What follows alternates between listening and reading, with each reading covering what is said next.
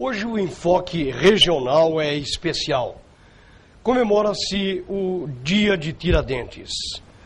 Tiradentes, uma personagem histórica da Inconfidência Mineira, um mártir da independência e, por isso, a própria história do país está centrando as suas homenagens a esta figura ilustre e, por isso, consigna-se o dia de hoje como feriado nacional para homenageá-lo. E para falar sobre esta data, sobre os acontecimentos políticos desta época, os acontecimentos que indiretamente influenciaram em tudo na própria vida deste país e que segue até os dias de hoje, porque tivemos situações muito parecidas com a da época, com a delação, enfim, todos esses aspectos históricos, e vamos transportar a história também para o presente. E nós temos o prazer de ter aqui o competentíssimo professor Carlos Schwetter, que é professor de História há muitos anos do Prevê, é um ranqueado no Ibope dos alunos desta escola aqui em todas as cidades onde ele ministra suas aulas, suas palestras, nas escolas por onde ele passou, enfim, é uma alegria tê-lo. E o Carlinhos, que organiza festas maravilhosamente bem e eventos socioculturais no Prevê, e ele nos alegra com a sua presença nesta programação especial, neste feriado de Tiradentes. Seja bem-vindo, Carlinhos. É uma alegria tê-lo aqui na nossa programação hoje para falarmos muito desses aspectos culturais, históricos deste país. Olá, Samuel. Alô, amigo aí da TV Prevê. Agradeço muito ao convite que foi feito à minha pessoa. Realmente é um prazer muito grande estar aqui, contribuir de uma certa forma para nós podermos resgatar a nossa história, principalmente a nossa história do Brasil, que está um pouquinho esquecida aí nesses tempos conturbados em que a gente está vivendo. Carlinhos, nós temos uma obrigação porque temos um público voltado por uma televisão educativa. E essa é uma das televisões pioneiras educativas do interior do Brasil.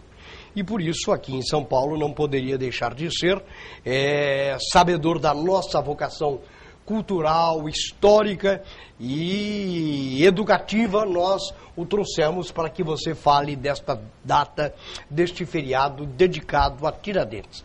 Quem foi Tiradentes? Pois bem, antes de mais nada, nós precisamos contextualizar o momento em que ele surge como um dos participantes de um movimento muito sério que aconteceu no Brasil, no século XVIII, em 1789, dentro de uma região que era praticamente o eixo econômico do nosso país, uma intervenção muito autoritária, vamos dizer assim, das cortes portuguesas, principalmente na questão dos recursos naturais que o Brasil tinha, ou seja, a extração do ouro. A região das Minas, não é, Samuel?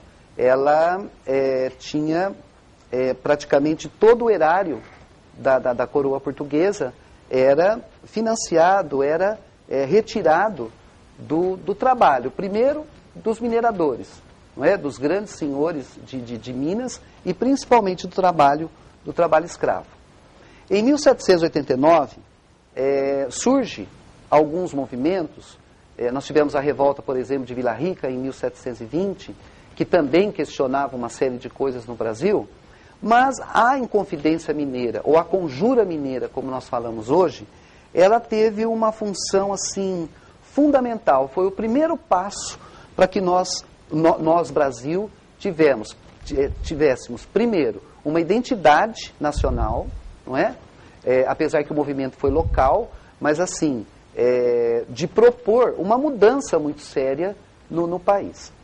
Os inconfidentes, dentre eles, padres, literatos, mineradores, motivados inclusive pela independência dos Estados Unidos, a independência das 13 colônias da América do Norte, em 1776, inclusive a Constituição norte-americana de 1781, ela foi a base praticamente para o movimento dos inconfidentes.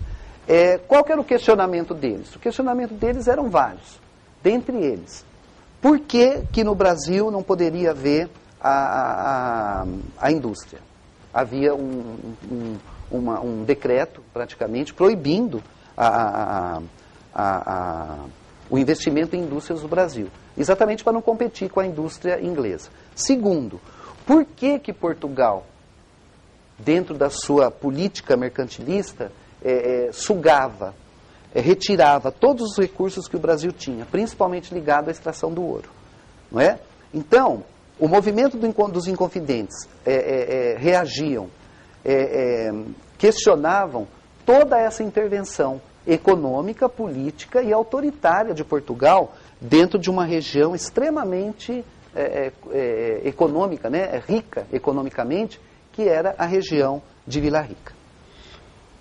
Vila Rica é atual Ouro Preto hoje em Minas Gerais, uma cidade turística, histórica e que muita gente visita nesse período. E já a cidade de São José del Rei, não São João del Rei, São José del Rei, é a cidade onde nasceu Tiradentes, que hoje tem o seu nome e que também fica naquela mesma região e que era caracterizado por uma região muito rica, principalmente na extração, conforme o professor Carlinhos falou, da extração de ouro. E por que Tiradentes liderou este movimento dos inconfidentes? É sabido que Tiradentes tem esta alcunha, até porque ele era um dentista prático, era um tirador de dentes. E também exercia outras funções, inclusive no exército brasileiro, naquela época, uma espécie de guarda nacional, onde ele tinha uma titulação. Eu queria que você contasse um pouquinho desse. Muito bem. Então, assim, o nascimento, praticamente, né, o aparecimento de Tiradentes, ele vai ser evidenciado na Inconfidência Mineira, exatamente, não somente pela participação dele, de reação contra Portugal, mas a punição que ele teve em função de ser escolhido dentre os inconfidentes, aquele que serviria de exemplo para a coroa portuguesa, não é? Escolheram dentre aqueles que tinham uma patente menor, que inclusive não pôde pagar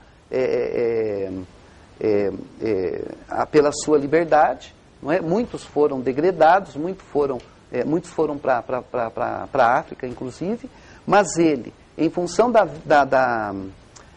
origem humilde dele, não é? Foi escolhido como o exemplo da coroa portuguesa, Dona Maria I, que decretou praticamente a punição em cima do Tiradentes.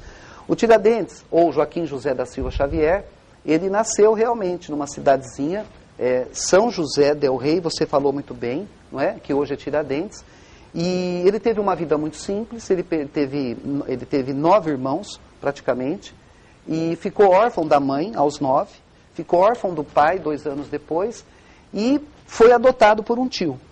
Esse tio também, que participava ali da comunidade, né, de Minas, ofereceu para ele, primeiro, a função de mascate. Ele fez várias atividades, né, Samuel? Ele foi mascate, ele foi fiscalizador das pessoas que pagavam o quinto para Portugal, ele foi... Ele se serviu, por exemplo, de capitão do mato, procurando escravos fugidos. Ele teve várias atividades. Dentre elas, foi sugerido a ele, pelo próprio tio, que ele entrasse na milícia ali local, né, com o título de alferes. O título de alferes era a menor patente. Ele precisava entrar nessa função para poder, inclusive, ter a própria sobrevivência dele. Os bens do pai dele, dos pais dele, né, dos irmãos, foram todos confiscados pela coroa portuguesa. Então ele tinha uma certa mágoa. Ele tinha uma certa mágoa em relação a todo o autoritarismo que a coroa portuguesa fez com a família dele. Acabou com a família dele. E quando ele se envolve, não só ele, alferes, mas outros militares, padres, literatos da época, se envolveram no movimento da Inconfidência. Alguns autores afirmam que a participação dele, que foi realmente efetiva, foi participativa, era uma forma do Tiradentes de tentar reagir, de tentar recuperar tudo aquilo que a coroa portuguesa tinha confiscado dele.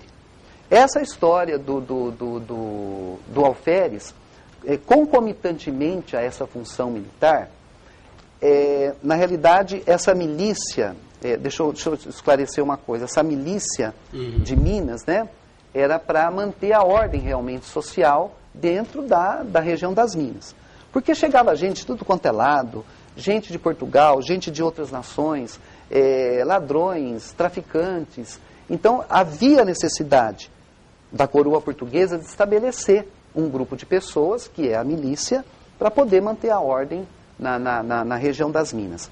E o alferes, Joaquim José da Silva Xavier, ele participou e concomitantemente com o movimento dos Inconfidentes, né, da Inconfidência Mineira.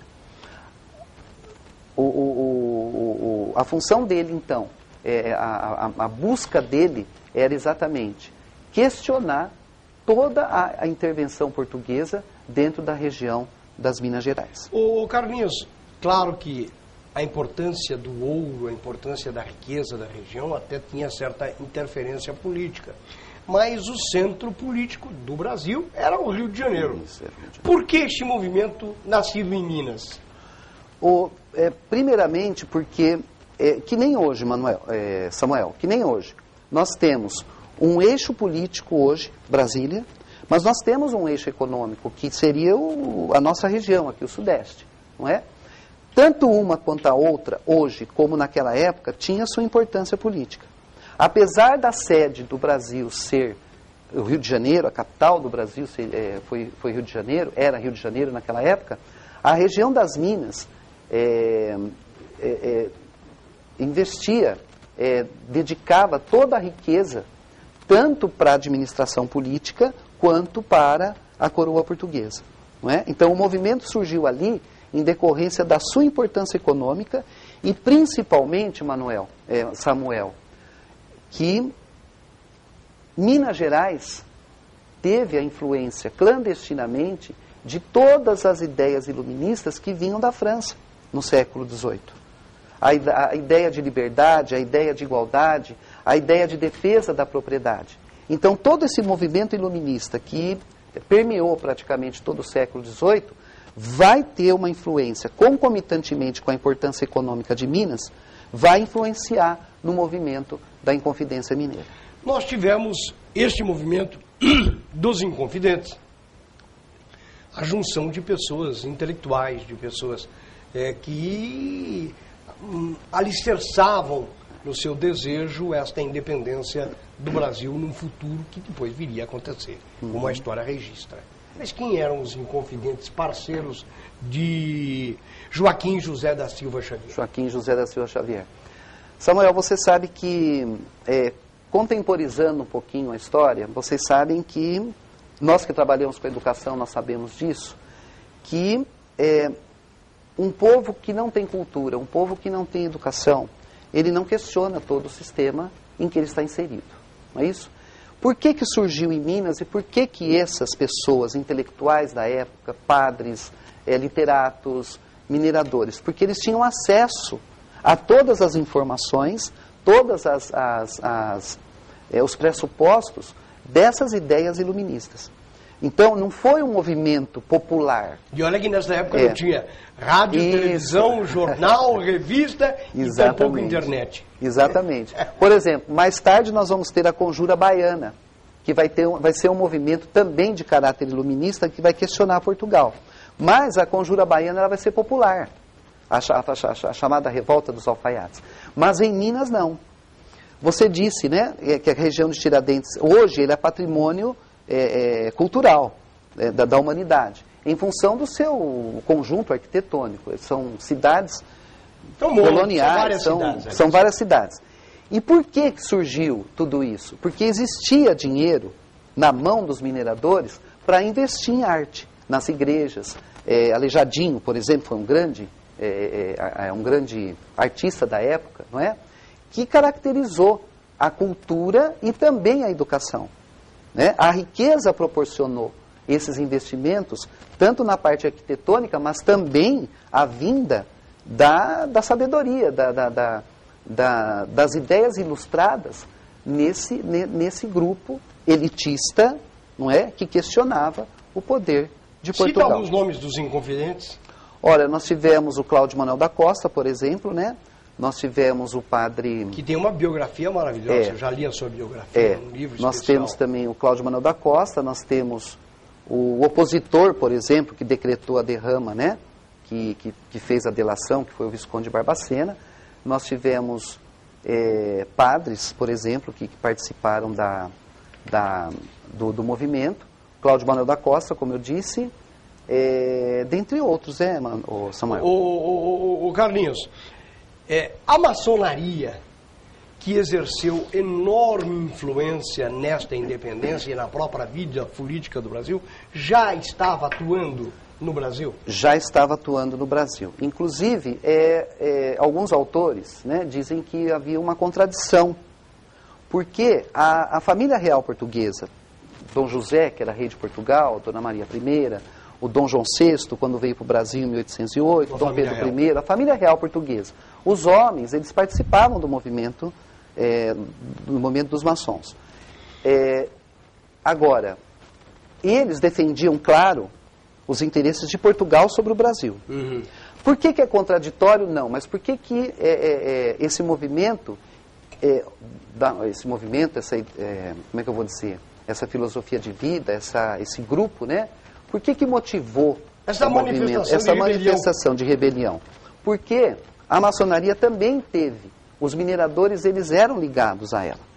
E defendiam o quê? Defendiam o direito, defendiam a liberdade, defendiam a fraternidade. Não é? A reação contra a opressão. Não é? Então eles foram fraternos, foram motivados por esses ideais, também pregados pela maçonaria, no sentido de fazer esse levante contra o autoritarismo da coroa portuguesa. Neste episódio todo surge uma delação muito falada hoje, um delator chamado Joaquim Silvério dos Reis, que acabou denunciando um movimento que culminou com a prisão de vários inconfidentes, inclusive com a própria morte de Tiradentes. Sim. Fala um pouquinho deste episódio de Joaquim Silvério dos Reis. Joaquim Silvério dos Reis, ele participou no início do movimento da Inconfidência, só que, como é que eu vou dizer assim, inspirado, aliciado pela coroa portuguesa, inclusive a Intendência das Minas, que atuavam dentro de Minas Gerais, ele foi seduzido eu não vou falar traidor, não é, do movimento da Inconfidência, eu posso falar delator do movimento da Inconfidência. Porque quando chegou em Minas, quando chegou em Vila Rica, o Visconde de Barbacena, que iria decretar a derrama era assim, Samuel, a derrama era aquele minerador, aquele dono de lavras que tivesse dívidas com a Intendência das Minas, as dívidas seriam cobradas assim de súbito. Se não tivesse dinheiro, se não tivesse ouro, né, para pagar suas dívidas com a Intendência, ele teria os seus bens confiscados. Esse foi o mote, esse foi o grande motivo dos inconfidentes se rebelarem contra Portugal. Silvério dos Reis não estava fora dessa regra. Ele tinha dívidas imensas com Portugal. Não é? E aí, seduzido pela coroa, seduzido pela Intendência, ele repensou o movimento e ele delatou. Vamos usar um termo, né, hoje bastante atual, que é a delação premiada. Um parênteses aqui, Samuel. Você sabe que hoje, nós que trabalhamos com os nossos alunos, principalmente do terceiro ano, que estão aí à vésperas de um vestibular, é uma orientação hoje dos vestibulares assim. Você estudar a história do passado, mas você contemporizar com o presente. Então, o momento que nós estamos vivendo hoje tem muita ligação com o movimento da Inconfidência. Primeiro, uma carga de impostos para nós que somos pessoas físicas, para vocês que são empresários. Esse país tem uma carga de impostos muito grande, assim como tinha lá. E hoje nós temos um mecanismo, essa semana, por exemplo, né, houve um estouro muito grande aí de delações, vamos dizer assim. O Silvério dos Reis também. Ele teve, aspas, ele teve participação numa delação premiada, sim. Porque a partir do momento em que ele denuncia que literatos, padres, os alferes, os militares estão no movimento de reação contra Portugal, contra a intervenção portuguesa na região das Minas, ele vai ganhar vantagem. A intendência vai dizer assim, a grosso modo, tá? Olha aqui, ó, seu Silvério, se o senhor disser o nome das pessoas e o que elas estão fazendo, você vai ter algumas vantagens. A sua pena vai ser menor. As suas dívidas com relação à coroa vão ser perdoadas. E ele vai lá e ele faz a delação. Não é? Então, assim, é um fato histórico que aconteceu há 200 anos atrás, que tem uma semelhança com aquilo que nós estamos vivendo hoje, essa semana, praticamente. Bom, mas a própria história bíblica já registra a delação de Judas. Isso, exatamente. Já registra que ele denunciou a Jesus Cristo. Sim. E outros delatores ao longo da história do país, da história universal, claro. E que culmina com os dias de hoje, exatamente. Com estas delações, onde nada mais é do que pessoas que estiveram envolvidas com a corrupção, com o crime, aproveitando-se de uma situação de assalto aos cofres do governo e do país e do povo brasileiro, fazem esta delação para devolver. Eu não diria que 100% não, mas um bom percentual daquilo que usufruíram, entregando às pessoas que participaram também desses atos de criminalidade chamado de corrupção. É por aí? Eu posso completar? Claro. Posso por aí. Eu vou completar dizendo o seguinte.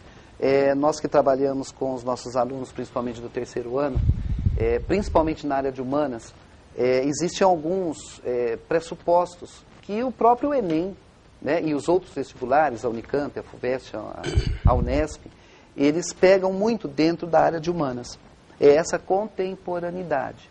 Ou seja, pegar um fato, pegar a história do Tiradentes, que reagiu contra a alta de impostos como uma atitude injusta da coroa portuguesa, há 200 anos atrás, uma delação premiada, né, vamos dizer assim, do Silvério dos Reis.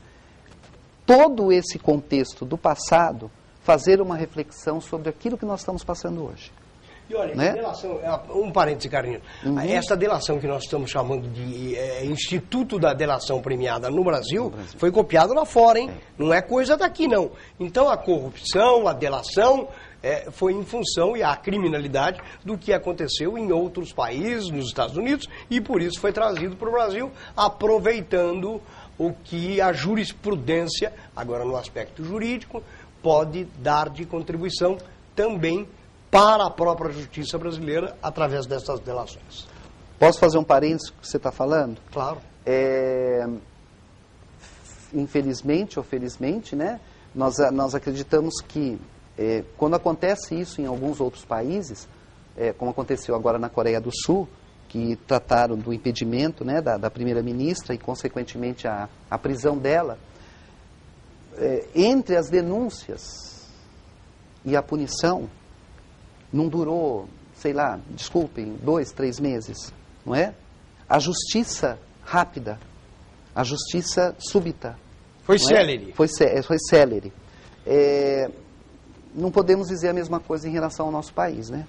Porque existe todo um entrame jurídico que protela, que arrasta praticamente recursos. Eu não sou advogado, mas né,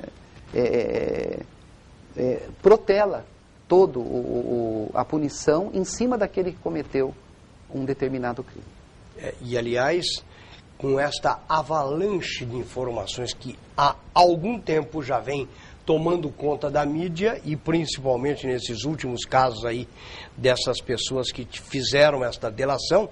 E olha, e se vasculhar, e se for atrás, tem muito mais gente de outras empresas, de outros órgãos, de outros lugares para fazer esta delação, e aí a coisa se arrasta por muito tempo. E eu me lembro quando surgiu esta operação, eu vi um político ou alguém que fez a delação, eu não me lembro quem, disse que se vasculhar bem o país inteiro, não tem nenhum município onde alguém não usufrui dessas benesses de governo. E ele generalizou, claro que deve ter gente muito séria nesse país, e acredito que tenha mesmo, mas uma parcela significativa estaria envolvido em outros campos minados da corrupção, e que certamente, se houvesse delação premiada, e em muitos municípios já está acontecendo isso, claro, e certamente nós teremos uma abrangência muito maior nessa situação.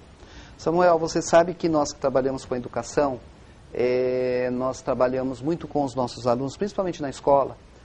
Nós não trabalhamos só História, Química, né? Na realidade, Samuel, nós trabalhamos também a questão de quebrar um pouco esse famoso jeitinho brasileiro.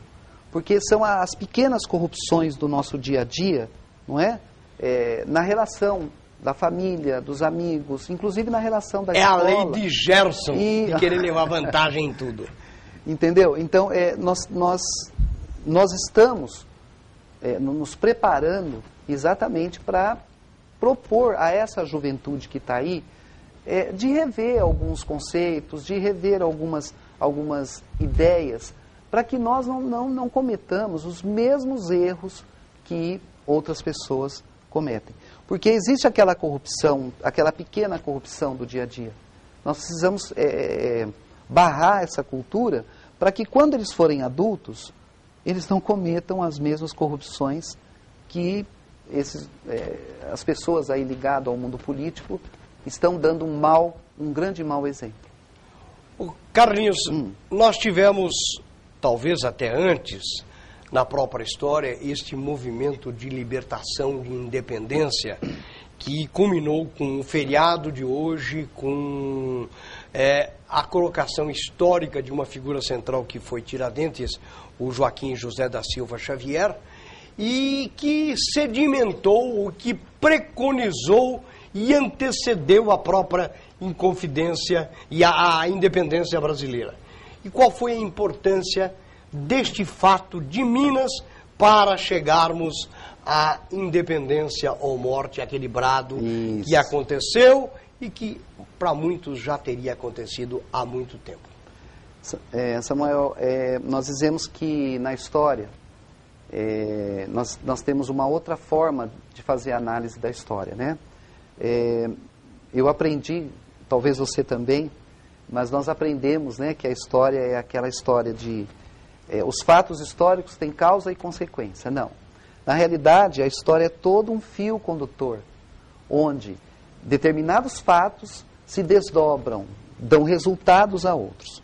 Então, por que a Inconfidência Mineira foi importante? Ela aconteceu em 1789, Tiradentes foi delatado, houve uma punição a todos os inconfidentes.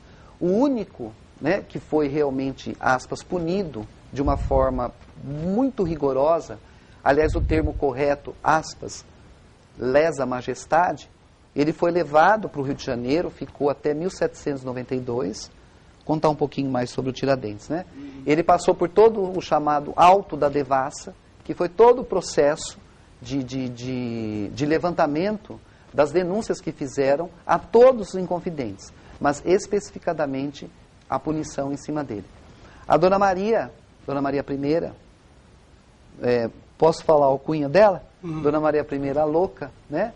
Ela decretou realmente que a comarca, vamos dizer assim, né, a capital do Brasil, Rio de Janeiro, naquela época, punisse rigorosamente o Joaquim José.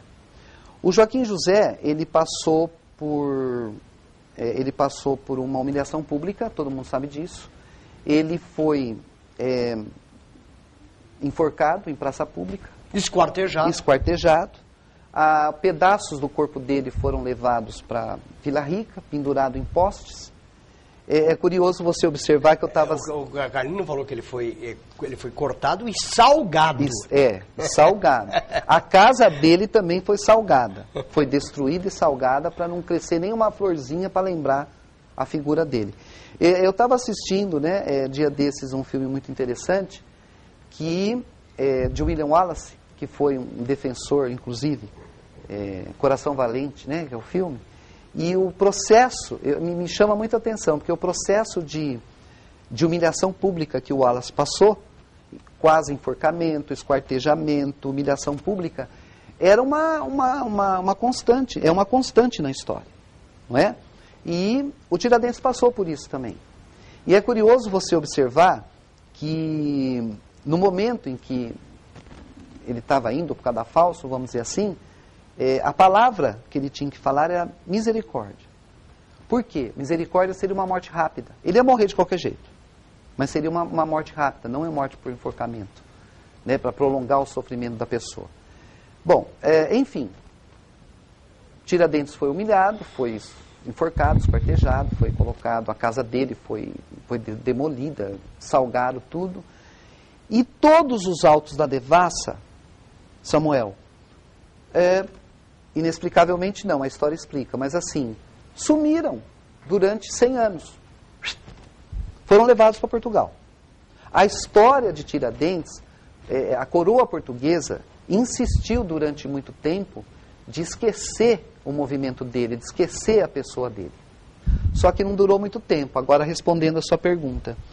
De 1789, 1808, em decorrência que o Napoleão incorporou a Península Ibérica, a Espanha e Portugal, o Dom João VI, a dona Carlota, não se submeteram à intervenção francesa em Portugal, eles se transferiram aqui para o Brasil em 1808. Então, o movimento da Inconfidência, a vinda da corte portuguesa, vai ter um desdobramento muito sério em 1822. Porque vai surgir na própria corte portuguesa um rapazinho chamado Dom Pedro de Alcântara, Dom Pedro I, que vai proceder, juntamente com a elite brasileira, vai proceder à libertação, à independência, à separação definitiva política do Brasil em relação a Portugal. Então, são fatos, 1789 para 1822, são 30, 40 anos, não é? É um período historicamente muito curto. Ou seja, o movimento aconteceu, a ideia é que ficou, não é? Só que a figura do Joaquim José, Samuel, ela só vai ser novamente resgatada 100 anos depois. Lá na República. Quando acaba o Império Brasileiro, quando o Marechal Deodoro, militar, Floriano Peixoto, proclamam a República do Brasil, em 15 de novembro de 1889, eles vão precisar de uma figura que não seja da monarquia. Uma figura que seja brasileira. Uma figura que seja militar. Tiradentes era alferes. Uma figura que lutou pela independência. Tudo bem, a independência local. Eles queriam criar a República Mineira. Mas que lutou pelo ideal republicano. Como eu disse para você, Samuel, o livro de cabeceira dos Inconfidentes era a Constituição norte-americana, que era a República, né? Primeira República, praticamente, da América do Sul. E quando o Brasil se torna República, os militares, a Primeira República, a República Velha, né? A República da Espada, como a gente denomina na história, o governo do Deodoro da Fonseca e Floriano Peixoto, eles precisavam de uma figura que representasse a liberdade do Brasil, que tivesse lutado pela República. E eles vão resgatar quem? A figura do Tiradentes. Tanto é que Pedro Américo, por exemplo, foi o artista, não é, que foi contratado, vamos dizer assim, pela República para criar os símbolos da República.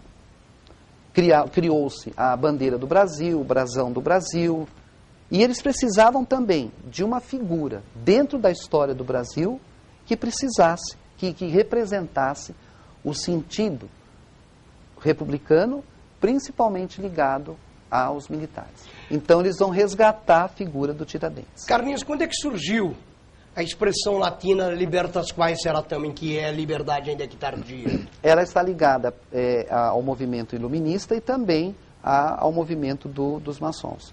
Liberdade ainda que tardia, que aliás é o símbolo, né, da bandeira mineira. Exatamente. Foi nessa época? Foi nessa época. Foi no século XVIII que surge essa ideia de liberdade e de igualdade. Mesmo que a liberdade venha tarde, ela precisa ser efetivamente alcançada. Eu quero agradecer ao Carlinhos por falar desses aspectos, mas Carlinhos, nós estamos vivendo esta semana também, e é comemorado em todo o Brasil na última quarta-feira, no dia 19 de abril, o Dia do Índio. E como em história, não só o resgate da memória é importante, mas os seus aspectos, não só filosóficos, como atuais, e os reflexos de toda essa história, como é que nós podemos não só comemorar o Dia do Índio, mas ver o índio brasileiro? Até porque nós temos índios em muitas partes do mundo inteiro, que foram os habitantes iniciais encontrados aqui, neste país e alguns outros da própria América.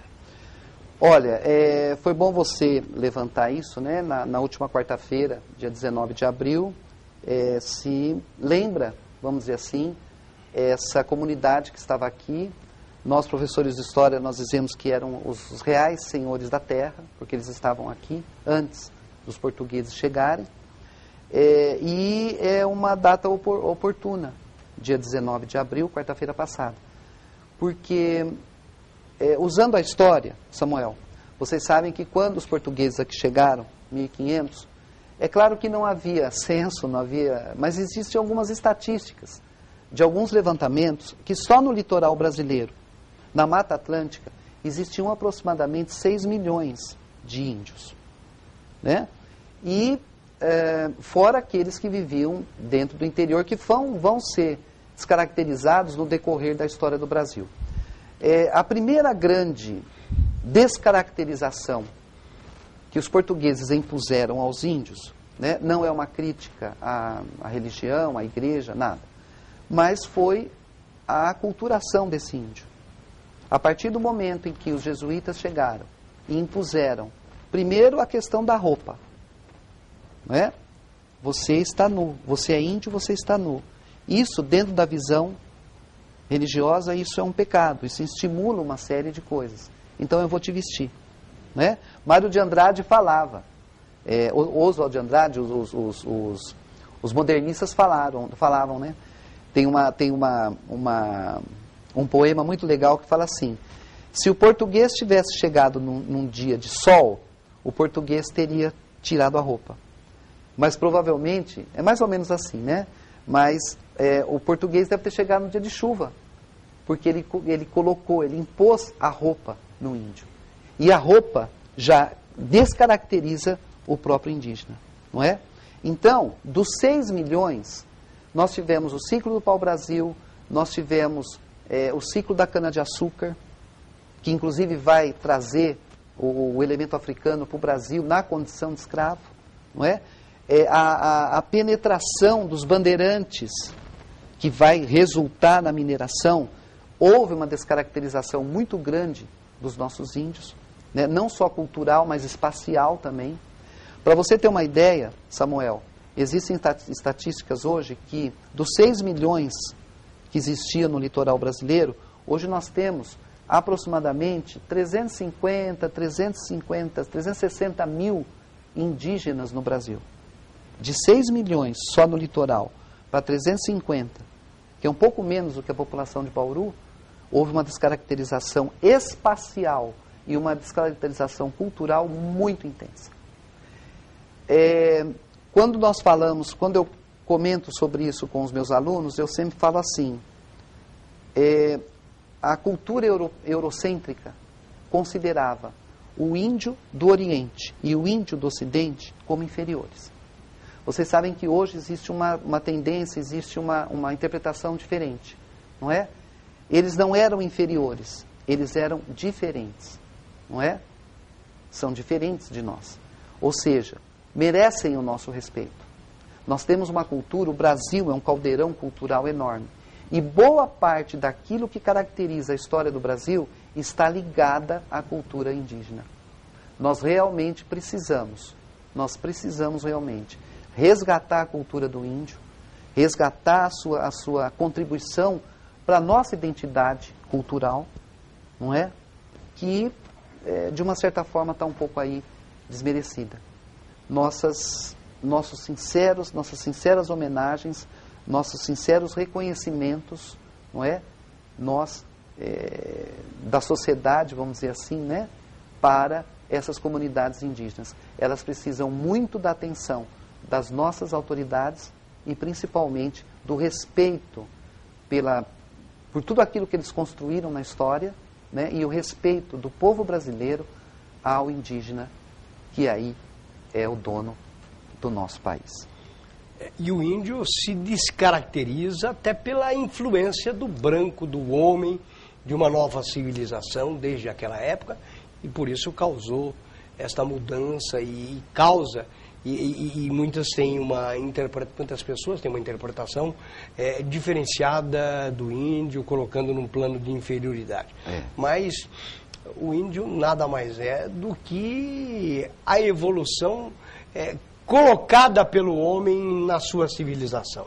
E o índio sofreu essas influências e sofre essas influências, e é triste você ler periodicamente nos jornais o que os índios cometem de suicídio, porque eles foram desalojados, eles foram descaracterizados. Então é impressionante. Nós temos uma região do Brasil, no Mato Grosso, por exemplo, na região de Dourados, onde temos lá os caiobás, que se suicidam muito, que se matam muito, porque eu acho que essa influência que o homem branco e que a civilização trouxe para este povo é que caracteriza esta mortandade fantástica entre eles e que roubam a própria vida. Só um parênteses. Há exemplo do que aconteceu também com os escravos que foram trazidos também para muitos outros lugares, e não era diferente a situação. Quando eles não morriam de banzo, que é a tristeza de ser tirado da sua origem para ir para um outro local, nos próprios navios negreiros do mundo inteiro, onde levavam esta raça, o escravo também se suicidou muito naquela ocasião, por esta descaracterização racial.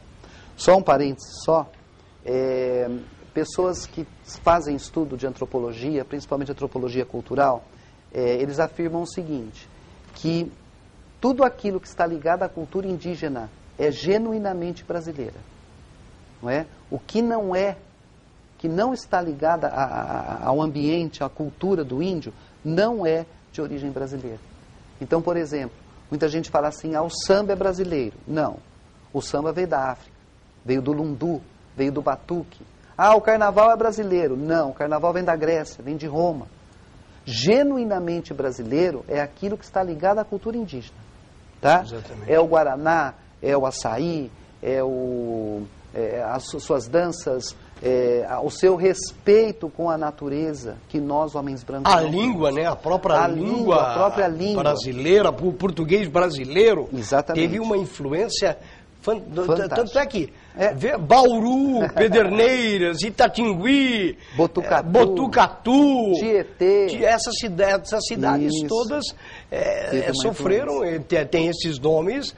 Carlinhos falou que 6 milhões viviam, mas sabemos quantos eram no país inteiro, como um todo, a população que existia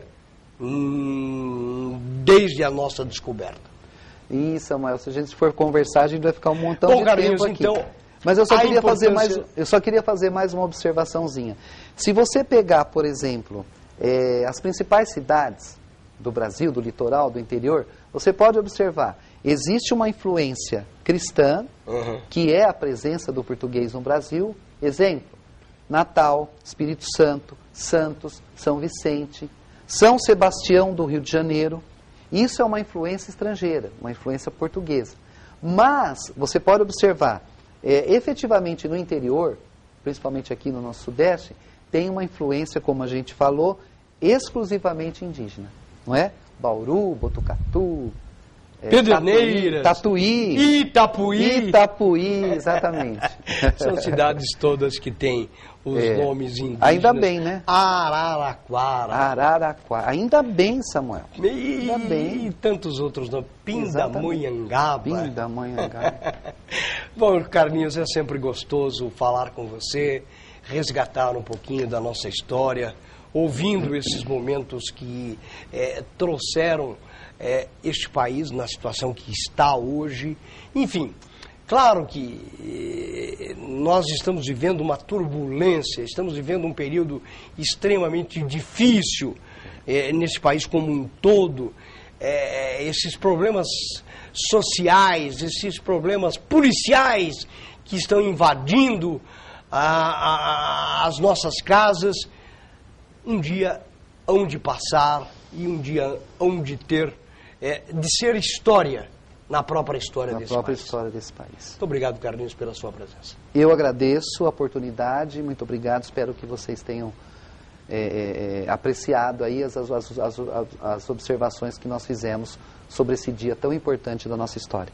Muito obrigado, Samuel. Tiradentes, um mártir deste país, um mártir para o bem, que esta situação de mártir que nós estamos relembrando possam dar origem a uma independência anticorrupção que esteve campeando e ainda está campeando as nossas situações momentâneas, que um dia será mais do que história neste país. Um bom feriado para todos. Até amanhã.